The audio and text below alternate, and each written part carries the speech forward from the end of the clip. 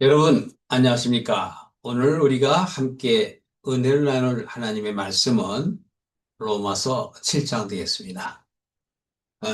웬만하면 한 장씩 해 나가려고 했는데, 로마서 7장은 아주 중요합니다. 8장을 알게 하기 위해서는 7장에서 좀 더 우리가 하나님의 그 숨겨진 뜻을 알아야만 8장을 충분히 이해할 수 있기에 오늘 7장을 좀 나눠서 하겠습니다. 그래서 오늘 7장 1절부터 7절까지는 율법과 죄의 관계, 다시 한번 우리가 되새겨 보면서 어떻게 우리는 하나님의 은혜 가운데 죄에서 영생을 얻게 된 하나님의 사람으로서의 삶을 지켜나가며 하나님의 길로 진행할 것인가를 살펴보는 그러한 시간이 되겠습니다. 자, 1절 한번 보실까요?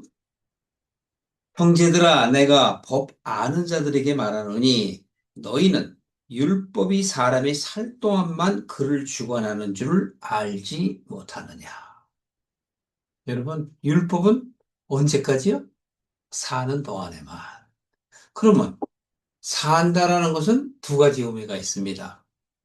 내 삶을 마감하는 그 날, 즉 죽음이 임하는 그 날이 있고 또 한 날은 옛 생각을 버리고 새 생각을 가진 새로운 사람, 즉 세상을 쫓던 자가 하나님을 쫓는 자로 바뀌는 그 날이 되는 것입니다. 따라서 율법은 그렇게 국한되어 있는 것이지 우리의 생 가운데 마지막까지 우리와 동행해서는 안 된다라는 것을 지금 말하고 있는 것입니다. 왜 그럴까요? 우리는 지난 로마서 3장에서 율법에 대해서 우리가 살펴봤죠? 오늘 그냥 간략하게 그러면 로마서 3장 한번 보실까요? 3장 19절에 보시면요. 우리가 알거니와 무릇 율법이 말하는 바는 율법 아래에 있는 자들에게 말하는 것이다. 율법을 얘기하는 건 율법 아래에 있는 자들에게 해당이 되는 것이지 율법을 모르는 자에게는 해당이 되지 않아요. 즉 오늘날에 적용을 하면 교회를 다니는 사람, 크리스찬이라고 이야기하는 자들에게 해당이 되는 것입니다. 그런데 율법 아래에 있는 자들에게 말하는 것인데 왜 그러냐? 이는 모든 입을 막고 온 세상으로 하나님의 심판 아래 있게 하려 합니다. 어디 있게 하려고요? 하나님의 심판 아래 있게 하려 한다. 이 얘기는 깨닫게 하기 위해서다라는 얘기인데요. 23절 보십시오. 모든 사람이 죄를 범하였음에 하나님의 영광에 이르지 못하더니 그리스도 예수 안에 있는 구속으로 말미암아 하나님의 은혜로 값없이 의롭다 하심을 얻은 자가 되었느니라. 우리 모두는 본디 죄에서 벗어나지 못했다는 거예요. 그러나 하나님의 은혜로 말미암아 하나님이 보내신 자 그리스도인 예수로 인하여 우리가 영광을 얻었다. 은혜를 받고 영생의 길로 돌아섰다. 그 얘기를 하는 것이 아니겠습니까?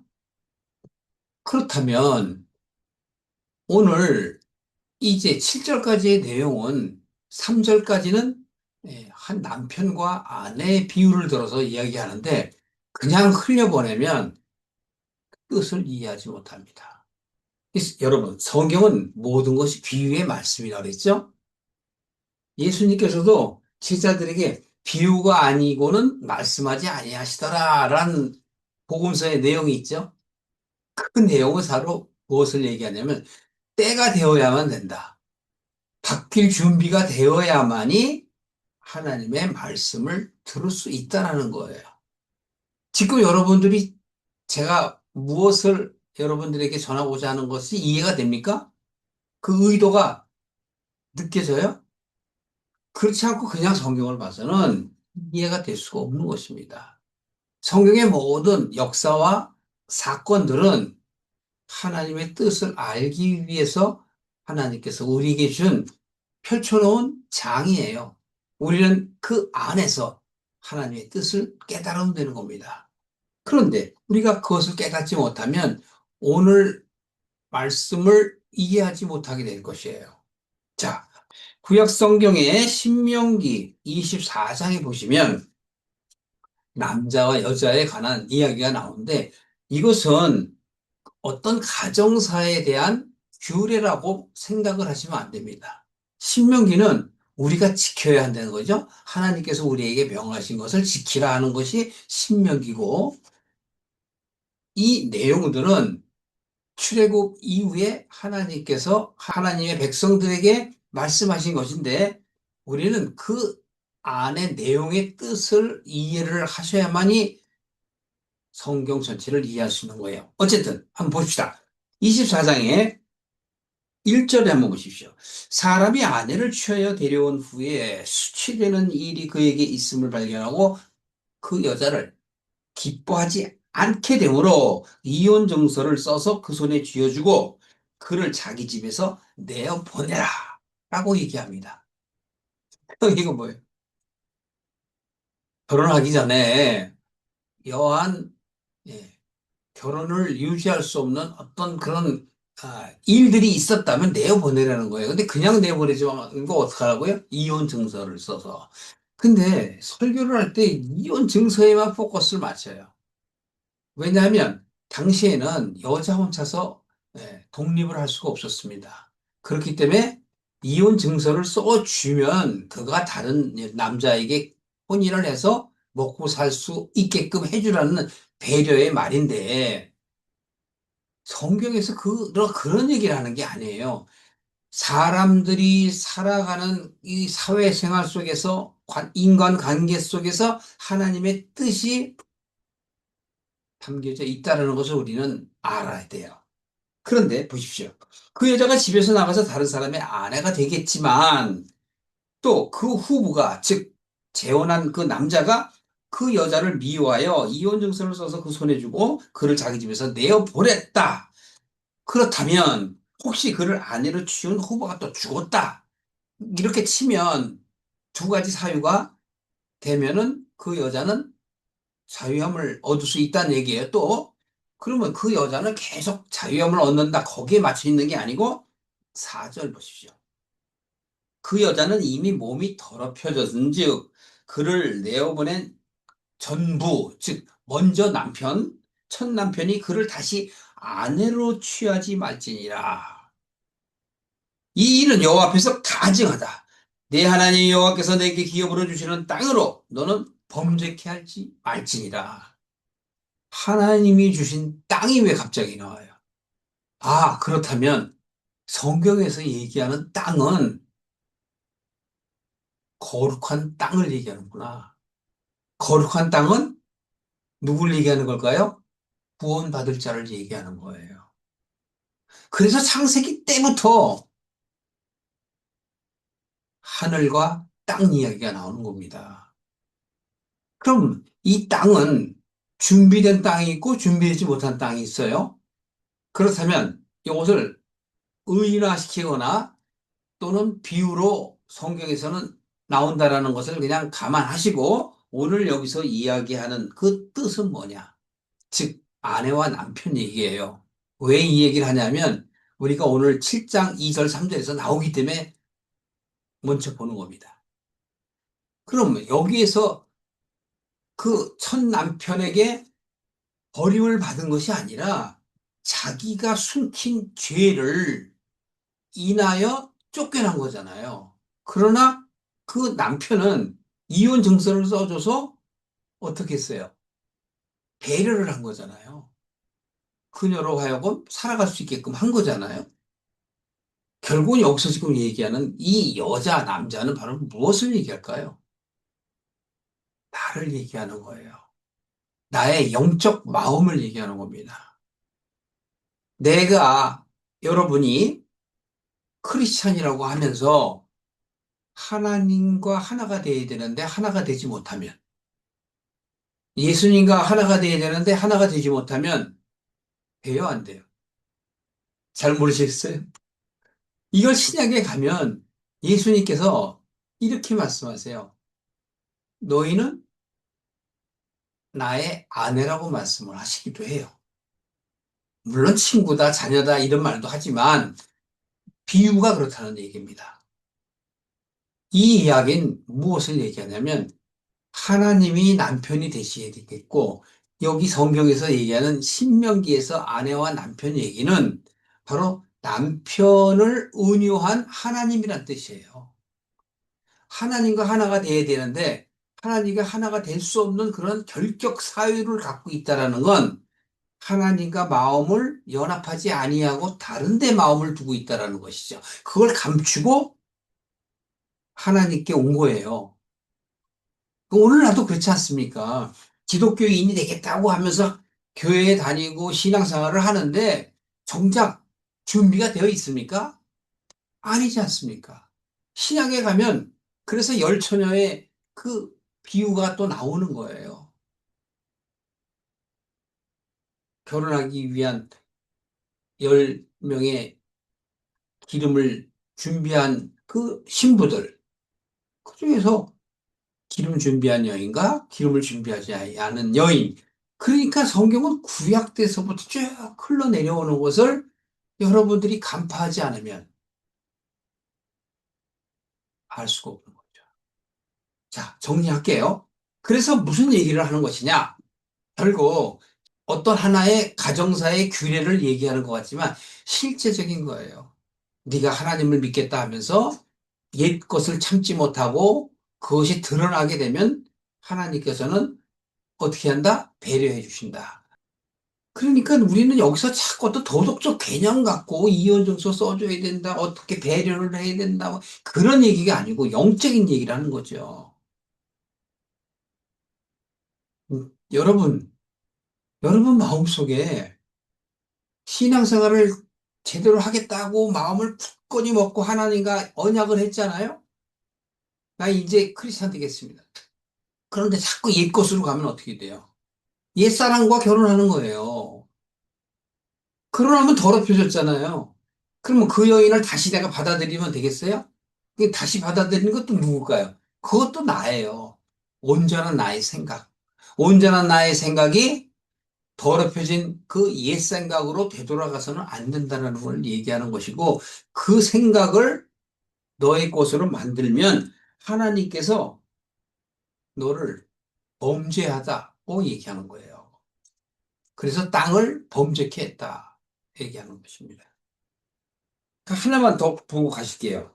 에레미야서 31장 보시겠습니다. 31장 31절을 보시면 이렇습니다. 나 여호와가 말하노라 보라 날이 이르니 내가 이스라엘의 집과 유다 집에 새 언약을 세우리니 새 언약을 세워요. 그런데 이스라엘 집과 유다 집 무슨 얘기일까요 이게? 그 이 에레미야를 또 여러분들이 그 이전부터 역사를 아셔야만 하나님의 뜻을 알 수가 있겠죠. 제가 간단하게 그냥 말씀을 드리겠습니다. 에레미야는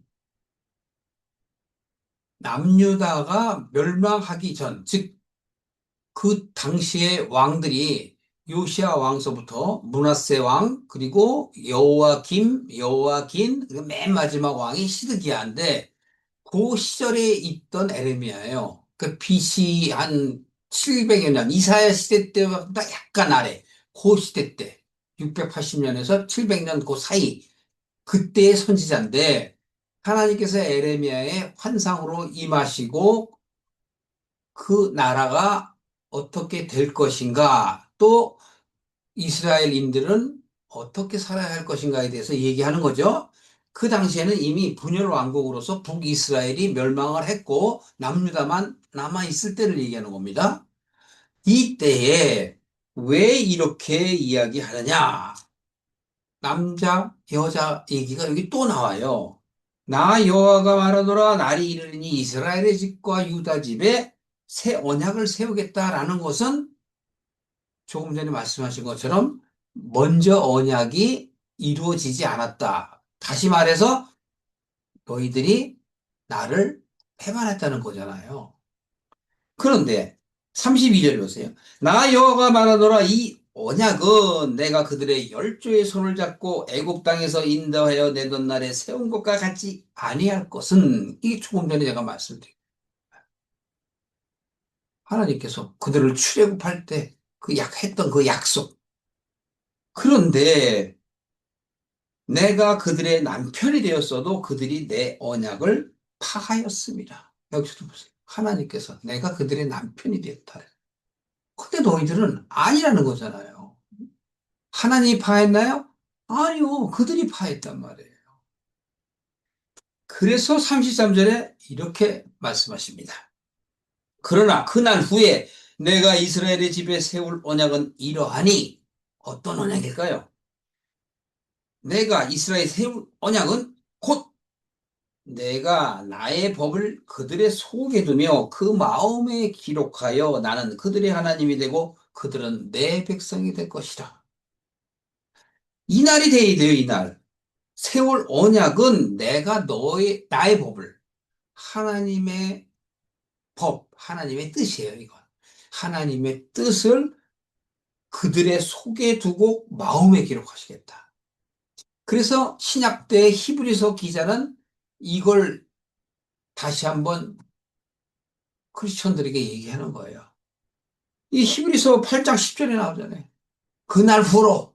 이 얘기 뭐냐면 네가 준비가 되어서 이제 온전한 신부가 될 마음이 생겼을 때 그게 바로 오늘날이라고 얘기하는 거야. 그날로, 그날 후에 나의 법을 너의 마음에 두고 생각에 기록하겠다. 이게 8장 10절이고 10장 16절에 가면 내 생각을 너의 어떻게 돼? 마음에 두고 생각에 기록하겠다.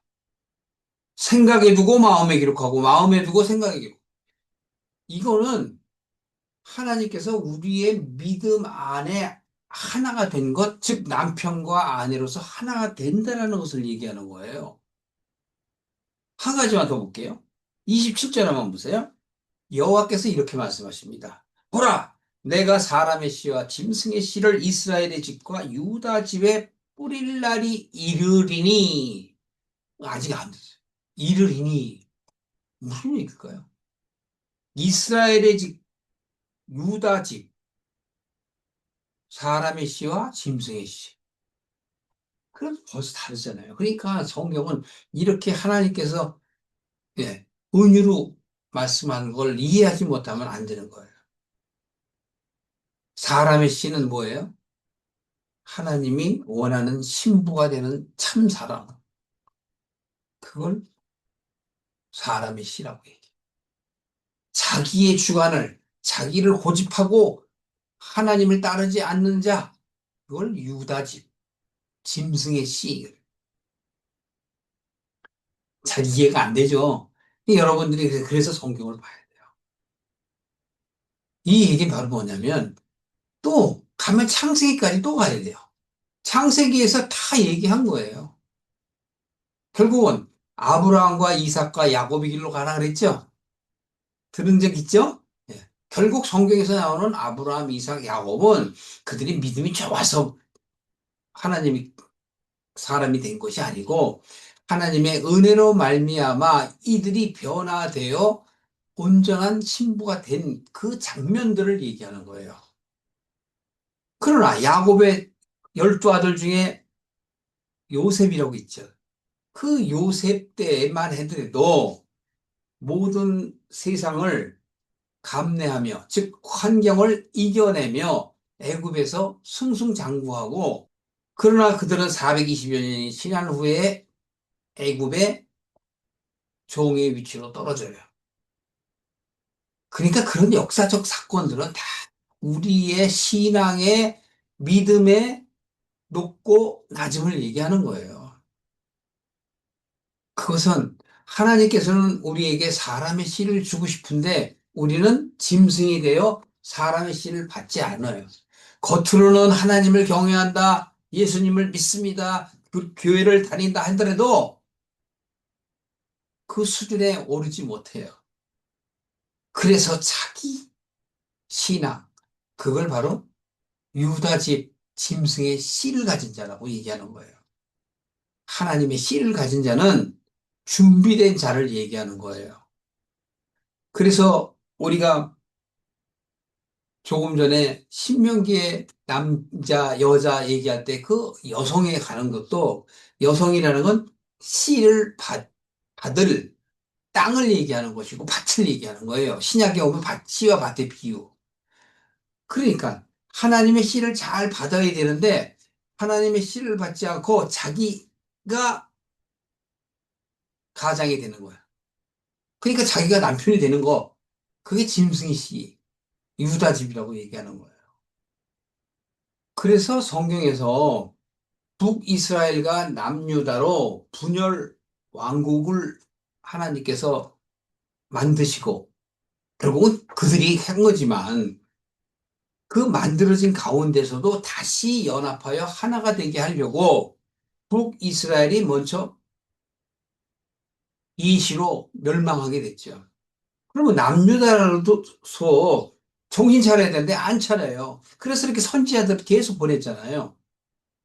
선지자의 말을 안 들어요. 그래서 이 에레미야가 그렇게 슬퍼하는 거예요. 하나님이 너희들 보고 회개하라고 그렇게 얘기한다. 안 들어요, 안 들어. 그 여호와김도 끌려가고 여호와김도 끌려가고 결국 맨 마지막에 시드기야는 자기의 고집을 피다가 결국은 멸망하게 되지 않습니까? 그런 얘기를 하는 겁니다. 자, 그렇다면 여러분 이제 다시 7장으로 오세요. 좀 길었죠? 이것은 여러분들이 하나님의 뜻을 좀 깨닫게 하기 위해서 말씀을 드린 거예요. 그렇다면 7장 2절 보십시오. 남편이 있는 여인이 그 남편 생전에는 법으로 그에게 매인바 되었으나 만일 그 남편이 죽으면 남편의 벗어서 법에서 벗어나느니라. 그러므로 만일 그 남편 생전에 다른 남자에게 가면 음부라 이르되 남편이 죽으면 그 법에서 자유케 되나니 다른 남자에게 갈지라도 음부가 되지 아니하느니라. 이게 바로 신명기 우리가 아까 살펴봤던 그 24장의 내용이에요. 근데 이걸 그냥 어떤 우리 가정사의 규례로 보면은 이게 하나님의 뜻을 전혀 모르잖아요. 그 남편이 있는 여인이 누구예요? 우리잖아요. 우리의 남편은 누구예요? 하나님이잖아요. 그런데 내가 하나님으로부터 떨어져 나오는 걸 얘기하잖아요. 그럼 이거는 처음부터 얘기하는 거예요. 아담 때도 그랬다니까. 그래서 너희가 부모를 떠나 하나가 되어라 하는 얘기도 여러분들이 어느 정도인지 감이 오시죠? 부모는 뭐예요? 하나님이에요. 하나님을 떠나서 너 혼자 스스로 뭔가를 나타내려고 자기를 굳게 세우든지만 그래서는 안 된다는 거예요. 그래서 아내를 준 거예요. 하와를 준 거고. 다시 하나가 된다는 건 뭐예요? 영과 혼이 하나가 되는 걸 얘기하는 거예요. 근데 우리는 그 성경이 얘기하는 그 깊은 뜻은 이해를 못하니까 그냥 세상사 흘러가는 복의 얘기만 성경에서 찾으니 하나님의 뜻과는 무관한 신앙생활을 하고 있지 않습니까? 자, 보십시오. 물론 이 내용들은 마태복음 19장이나 마가복음 10장에 가면 아내와 남편 얘기 있어요. 여러분들이 지금 오늘의 말씀을 이해하면 복음서를 다시 보시더라도 이해가 될 겁니다. 그래서 여기서 남편 생전에 다른 남자에게 가면이라는 것은 하나님을 쫓겠다 하고 교회를 다니지만 크리스찬이 되겠다고 했지만 세상사에 다시 돌아간 걸 얘기하는 거예요. 그러면 음부라. 음부는 뭐죠? 네, 하나님께 속한 자가 아니란 말이에요. 그래서 남편이 죽으면 그 법에서도 자유케 되나니 다른 남자에게로 갈지라도 음부가 되지 아니하느니라 라는 얘기는 이거는 어떤 배려가 아니에요. 겪어봐야 돼. 겪어보고 돌아와야 돼요. 그게 하나님의 사랑이란 말이에요. 그래서 4절 보세요. 그러므로 내 형제들아 너희도 그리스도의 몸으로 말미암아 율법에 대하여 죽임을 당하였으니 이는 다르니 곧 죽은 자 가운데서 살아나시니 누구죠? 예수 그리스도죠. 그에게 가서 우리로 하나님을 위하여 열매를 맺히게 하려 함이니라. 이 글을 쓴 것은 결국은 뭐예요? 형제들아라고 바울이 우리들에게 얘기하잖아요. 자기는 먼저 깨달았어. 그러니까 얘기하는 거예요. 남편과 아내의 비유를 다 깨달은 거예요. 그래서 지금 율법으로 얘기하는 거예요. 율법이라는 거는 너희가 율법 아래에 있을 때에만 국한되는 것이다. 그렇다면 뭐예요? 이제는 자유인이 되는 거죠. 어떤 그런 틀에 매여 있는 게 아닙니다. 오늘날에도 어떤 교회의 어떤 예법이나 그런 의식이나 그게 중요한 게 아니란 말이에요. 그거는 초보 신앙 때예요. 거기서 벗어나야 되는 거예요. 벗어나려면 어떻게 되죠? 하나님의 뜻을 알아야 돼요. 하나님의 뜻을 알려면 성경을 깨달아야죠. 성경을 보더라도 세상 글로 보거나 어떤 이 세상의 규례를 보면 안 돼요. 세상의 규례는, 세상의 법은 정해놓잖아요. 헌법으로. 그것을 어기면 잘못됐다. 잘 지키면 착하다. 이렇게 얘기하는 정도죠. 그래서 하나님께서는 출애굽 이후에 율법을 주신 것은 우리로 하여금 그 죄를 깨닫게 하기 위해서요. 죄를 깨닫는 건 자신을 돌아보게 하는 거예요. 내가 영적인 사람인지 육적인 사람인지 돌아보고 하나님께로 돌이켜라. 구원을 받은 자는 영생을 하는 것이다. 그렇게 얘기했지 않습니까?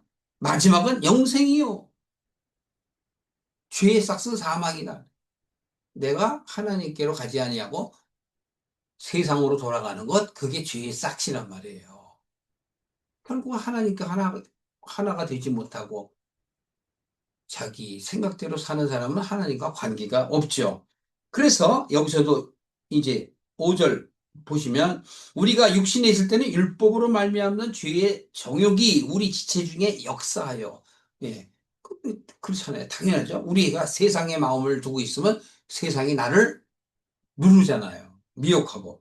우리로 사망을 위하여 열매를 맺게 했다. 그 안에 빠져 있는 거예요. 지난 시간에도 했지만 율법 안에 있으면 율법 안에 변명할 자가 없는 거죠.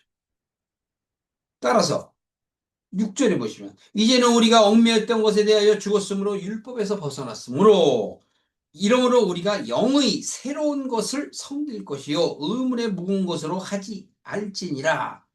그러니까 율법이 바로 의문에 묵은 거란 말이에요.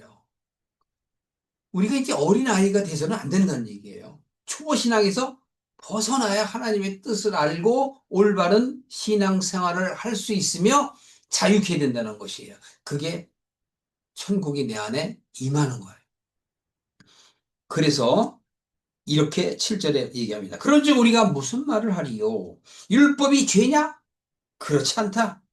율법으로 말미암지 않고는 내가 죄를 알지 못하였으니 곧 율법이 탐내지 말라 하지 아니하였다면 내가 탐심을 알지 못하였으리라. 네, 율법이 있기 때문에 내가 죄를 아는 거예요. 나를 돌아보게 되는 거란 말이에요. 그러니 율법이 우리가 그 중에서도 십계명만 하더라도 지킬 수 없다 그랬잖아요. 그걸 보고 아는 거예요. 자기 돌아보는 거예요. 첫 번째, 나 외에 다른 신을 두지 말라. 어떻게 안 두냐고요. 그 얘기는 안 둘 수 없는 걸 네가 깨달아라.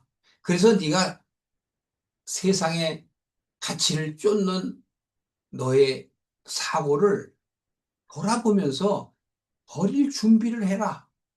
버려라. 안 버리니까 버려라. 준비를 해라. 어떻게 한꺼번에 됩니까? 처음에는 되는 것 같아요. 하나님의 은혜를 만나고 성령님을 만나게 되면 막 그냥 난리죠, 난리. 네. 남의 눈치도 안 보고 그냥 이 세상에 어떤 것도 없어요. 그냥 가자. 그때만 보고. 그때는 참 좋은 거예요. 그러나 그거는 애기란 말이에요. 태어나서 엄마 아빠를 아는 것뿐이라고.